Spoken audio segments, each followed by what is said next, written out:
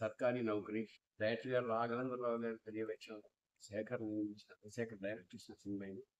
నాది తెలంగాణ ప్రాంతంలో ఉండే ఒక పట్వారి లాంటి ఒక తమాషా వేషం. ఒక నెగటివ్ షేడ్ ఉంటుంది ఇందులో. చాలా ఉత్తమం తండ్రి అవన్నీ బోర్ కొట్టి కొంచెం డిఫరెంట్ క్యారెక్టర్ వచ్చే డైరెక్టర్. అండ్ మన సునీత గారి అబ్బాయి హీరో, ఫస్ట్ తొలి పరిచయం హీరో. సోమశిల ప్రాంతాల్లో సినిమా అంతా తీయడానికి. సరే, రాఘవేంద్రరావు గారు పక్కన ఉంటే సినిమా ఎవరికైనా షూటింగ్ అంతా పిక్నిక్ లాగే ఉంటుంది కదా.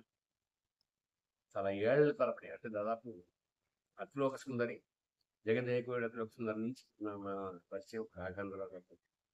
So it's great experience always. It's a memory.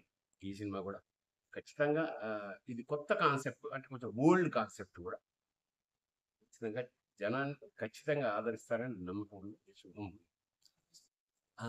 అంటే ముఖ్యంగా నార్త్ ఇండియాలో నార్త్ వాళ్ళకు ఉన్నంత ఓపెన్గా ఇంకా మనకు సౌత్కి రాలేదని నేను అనుకుంటున్నాను. ఇది ఇలాంటి ప్రయత్నం, ఇది కత్తి మీద సాము లాంటి ప్రయత్నం. కాకపోతే ఎంటర్టైన్మెంట్ అనే ఇది ఎక్స్పెక్ట్ చేసిన ఇల్లు వాళ్ళు ఏముండవు, ఇంకా ఇంకోటి ఉంటుంది, అది చెప్పను.